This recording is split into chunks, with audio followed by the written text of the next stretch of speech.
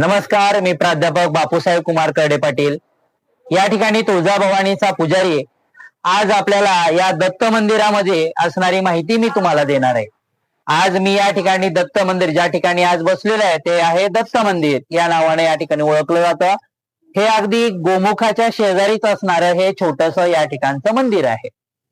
तर या मंदिरामध्ये आपण सर्वप्रथम या ठिकाणी जे शिव आहेत यांच्याबद्दल आज आपण थोडी माहिती या ठिकाणी घेणार आहोत। तर असं म्हणतात की शिव हा जो आहे याच्या मूर्तीचे 3 भाग असतात। जो सगळ्यात तळाला असतो तो भाग असतो ब्रह्मदेवाचा। असं म्हणतात की या ब्रह्मदेवाने सर्व विश्व निर्माण केलं। हे जमीन, हे दगड, हे दोंडे, हे वायू, हे सगळं जे निर्माण केलं हे या ब्रह्मदेवाने निर्माण केलं। त्याच्यावरती जे स्थान असतं ते स्थान हे विष्णूंचं स्थान असतं। विष्णूंनी सगळ्यांचं पालन पोषण करण्याची जबाबदारी या ठिकाणी स्वीकारली आणि याच्यावरती मग आपल्याला हे शिव आणि शक्ती यांचं स्थान दिसून येतं। मात्र जेव्हा जेव्हा आपण या मूर्तीकडे पाहतो किंवा शिवाच्या या ठिकाणी मूर्तीकडे आपण पाहतो तेव्हा आपल्या लक्षात येतं की यामध्ये आपल्याला ब्रह्म किंवा विष्णू कधी दिसतच नाहीत।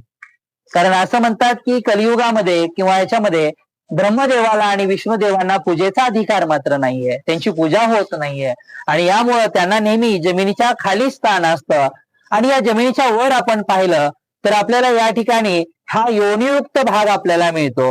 हा योनियुक्त भाग म्हणजे साक्षात जगदंबा आहे, साक्षात हे शक्तीपीठ आहे आणि या शक्तीपीठावरती हे शिवाचं लिंग या ठिकाणी स्थापित आहे। खरं तर आपल्या संस्कृतीमध्ये लिंग असेल किंवा योनी आहे यांना कधी वाईट समजलं जात नाही। तर हे साक्षात देवस्वरूप आहेत, कारण विश्वाची जी निर्मिती होणार आहे ती योनी आणि या लिंगामार्फतच होते आणि यामुळं शक्तीला आणि या शिवांना नेहमी आपण पूजनीय या ठिकाणी मानत असतो। तर असं हे शिवाचं लिंग आहे। या ठिकाणी पाहिल्यास इथं आपल्याला या बाजूला गणेशाचं स्थान आपल्याला दिसून येतं, तर इकडच्या बाजूला कार्तिकेयचं स्थान या ठिकाणी दिसून येतं।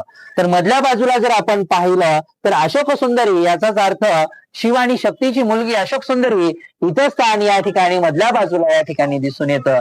तर ही अशी शिवाची या ठिकाणी लिंग या ठिकाणी आपण हे करत असतो। याची पूजा अर्चना कशी करावी हे सुद्धा आपल्याला या ठिकाणी सांगितलेलं आहे की शिवाच्या समोर हे नंदीचं स्थान असतं। उत्तरेला आई भवानीचं म्हणजे शक्तीचं स्थान या ठिकाणी समजलं जातं।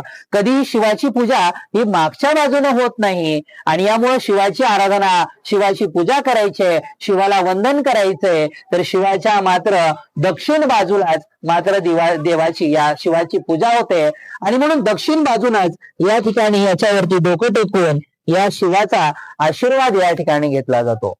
आता या शिवाला काही नैवेद्य हाच असावा तोच असावा असं मात्र काही नाही। हे मात्र पशुपती या नावाने ओळखले जातात।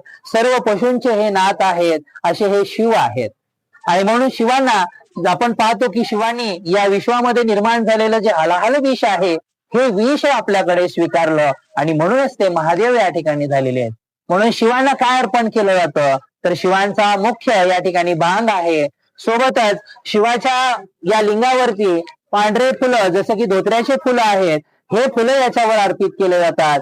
जसं की धोत्र्याचं फळ जे आहे ते विषारी फळ आहे हे सुद्धा या शिवावरती अर्पण केलं जातं आणि या शिवाचा आशीर्वाद घेतला जातो।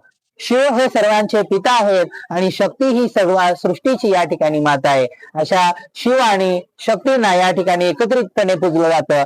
कधीही शिव हे शक्तीच्या व्यतिरिक्त विलग असू शकत नाहीत आणि यामुळे शक्ती आणि शिव नेहमी एकाच ठिकाणी वास करतात। तर अशा शिवाला आपण वंदन या ठिकाणी करायचंय। सोबतच आपण ज्या आता मंदिरात आपण बसलेलो आहोत हे दत्त मंदिर या ठिकाणी म्हणून ओळखलं